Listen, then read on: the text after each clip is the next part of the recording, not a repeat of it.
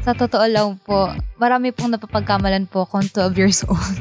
No limits po sa Tita age. Girl. Everybody can be a baby girl. Diba? Yes po.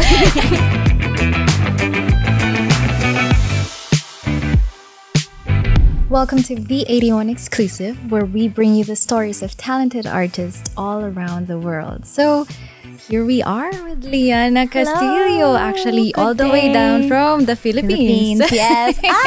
Welcome, Liana, to the studio. Hello, nice meeting you. Kamusta? Ito po, living the day, thankfully, gumising po ako ngayong umaga. Siyempre naman. Yes po. Pero magandang gising. Yes po. Parang, hello, USA. Hello.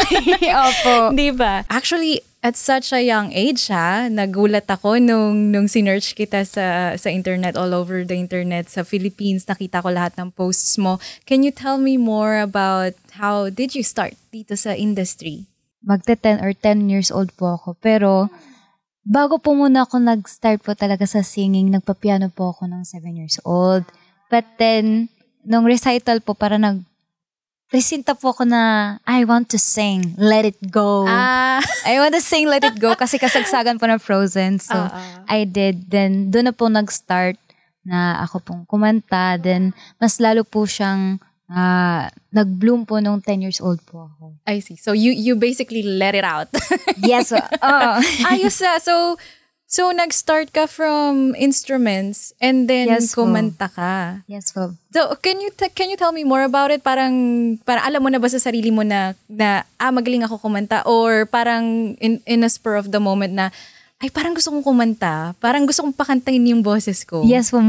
It's more on in the spur of the moment na gusto ko pong kumanta ng Let It Go kasi addict po ako nung time na yon. And hindi po at that moment na iniisip ko po magiging singer po ako. Parang it's more on gusto ko po talaga dati maging ballerina, but we couldn't continue, so piano na lang daw po. And then napunta po sa pagkanta. Ba? Yes. Interesting, Yes po. So how did it shape from being a pianist, tapos kumakanta ka, and then biglang boom na sa entertainment industry ka na? I think dahil nung bata po ako, parang pinupush po ako maging contestera, going on to many competitions. Then, ang unang competition ko po kaagad is at television po sa Philippines. So, parang na-push po ko kaagad doon na industry. Wow, and then from there on, TV na ng TV. Yes po. Mostly, after po nun parang step back po kami sa TV, more on unti-unti pong pa-climb down. Para po, mas maintindihan ko pa po kung paano po yung steps, kung how they move around, how do they do the competitions po. Got it. Yes, experience.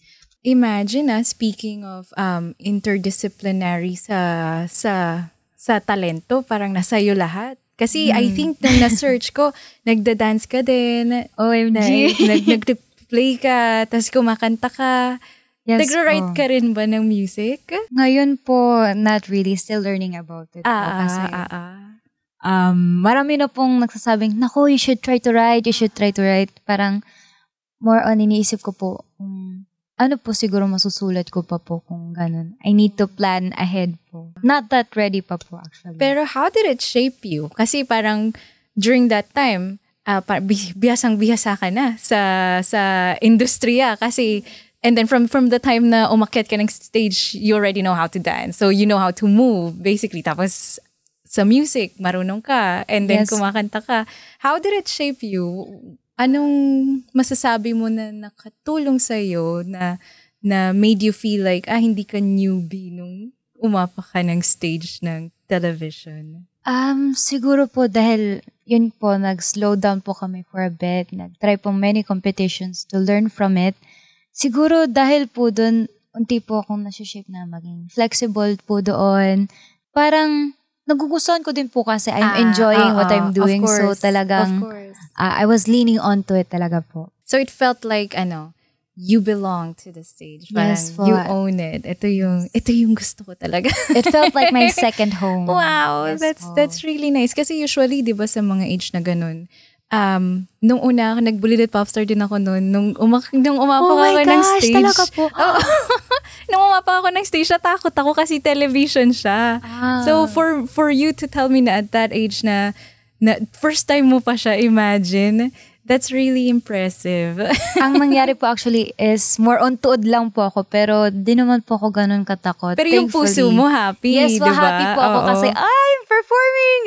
Yes po, it was such a tama. fleeting feeling. That's nice. How's the support ng family? Very supportive po. Wow. I'm very lucky to have a very supportive family. Yes po. Kasi and everywhere, kung saan po ako pupunta dito, tapos lipat dito po, ngayon kasama ko po dad ko. So talagang happy po ako.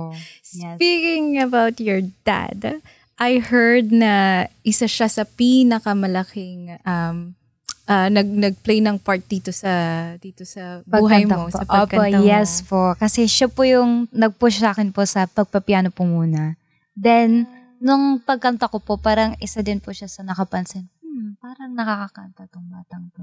Oh, so, I see. That's when he pushed me, like, nasali tayo sa mga ganyan, workshops.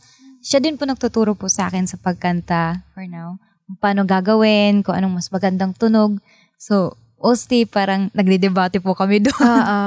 Siya po talaga yung very critical or strict po doon. Pero, even if critical and strict siya, I think by the looks of it, nag-enjoy ka during the time. Parang yes, playtime mo ang lessons. Most of the time po, parang ang nagiging lessons po na more on debate na kung ano po mas magandang gawin. No, ito mas magandang gawin. No, mas magandang style to. Parang nagbabatuhan po lagi. Maganda yun, Yes po. Critical playtime. Yes po. Very. Parang sharpening, Opo. Nag-improve naman po ako dahil po doon. So, I really like that he's doing that po. Tell me more about, I know na you've also performed at Stairs Production. Yes, so Enchanted Kingdom. Yeah. Yes, I've performed like theater plays po. Wow. And, oh my gosh, looking back, I really miss it. I remember po doon po sa Enchanted, ang role ko po doon is Mary Magdalene for Sinaculo Rock. And I really love that experience po as well kasi not only I have the experience po ng mag-perform po every like 7 p.m. at during that sa theme park po. I see. So very lively and nagkaroon po ako ng maraming friends from that. So parang nakabuo ka rin ng family sa music. Yes po. Yes Actually, po. big supporters din yun kasi mahirap din makakita ng mga tao na naiintindihan kung ano yung satisfaction na nakukuha natin from performances, from the lifestyle, diba? Pero at a very young age, grabe, ang dami mo nang nagawa. Still hoping na I can do more. I used to be in a band po. Okay, yes. okay. Dati po parang, from Itbulaga din po siya. Sumali po ako sa competition, which is parang Got Talent po. And I won as a grand champion po for all the singers during that time po. Dahil po sa Hype Kang Bata Ka, parang we knew each other already na lang. At near end po ng competition, parang na-push po ko. Habang kumakanta po, parang binabato-bato na rin po ko. Yes po! As binabato-bato ka na-challenge po ako doon kasi Got Talent nga po. Need something new to the table. Have to do something with it. So, oh my gosh. Hype kang bata ka yes talaga. Na-challenge talaga. Opo. Aba, ayos yun Oh Hindi my ka naman gosh. shock. Na-shock po kasi parang bigla na lang, sige, ito gagawin mo So, I was just, okay. At least, parang, it was very new. Very new, but also I think it's a very nurturing experience kasi nagamit mo din si dancing mo along the side, diba? The Clash Season 5. Is this your most recent? Yes. Ito po story po nito. Galing lang po akong Amerika po, tapos umuwi po kami sa Pilipinas. Ang nangyari po dahil gusto na talaga po ako ni Mami na sumali po sa The Clash. Gusto niya po akong, naku, need mong mag-audition dito, need mong mag-submit, ganyan. So, akala po namin too late na po kami. Until lang nag-open po sila ng last week for audition. So, nag-submit po kami. Nakapasok po, thankfully, and doon na po nag-start po lahat. Kamusta naman ang experience mo with The Clash? After all na na-experience mo prior to, anong masasabi mo yung, parang ano na lang ba siya, parang daily thing mo na siya? Wala nang Very surprises? challenging po actually. Talaga? Yes, very challenging po kasi Oo. ako po parang kakagaling ko lang po ng mga kalaban ko po mostly mga bata, like kids po. And during that time po, kaka-16 ko lang po nun. So parang a whole new world. Based sa lahat ng experience mo, ano yung masasabi mo na parang ito yung pinaka-favorite mo? Or pinaka-memorable para sa'yo? Every competition po, it has its own moment. Siguro po dahil recent po siya, The Clash po. Dahil may mga moments po na experiences po na natulungan po ako doon sa competition na yun. Like, kapag po maghanap po ng kanta, need to mag-aral po ng kanta, and need pong hanapin na something new, like to rearrange the song. Ang naging strategy ng time na yun po, parang ang gagawin ko po, magre-recording po ako, then try ko pong anong magandang riffs, anong magandang style po doon. Got it really helped me a lot po. That's really good to hear kasi parang naging crash course siya ng music Yes for po. you. So parang patikim, ito yung pwede mong gawin. Yes Even po, if i-pursue talaga. mo si music Parang way down the line. it really helps a lot kasi yung pag-mixing po natutunan ko po dahil doon.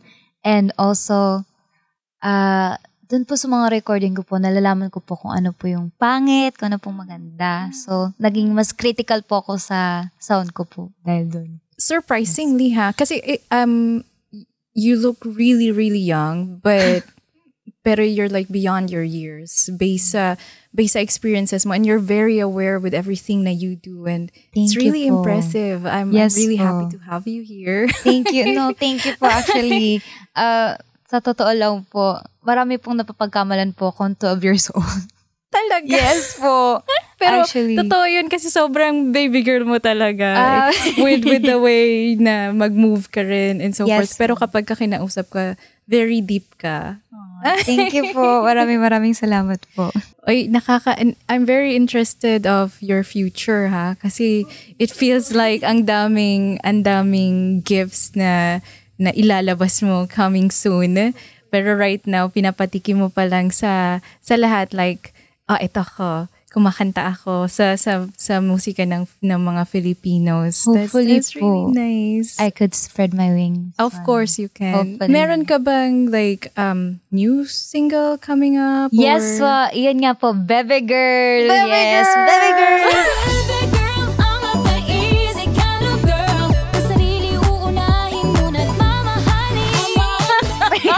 And I really love na kinakarry mo talaga si Bebe Girl. It really, really suits you.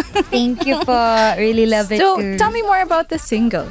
This single is all about self-love po, na unahin po muna sarili, honoring your family, your studies first, career, bago muna ang love life.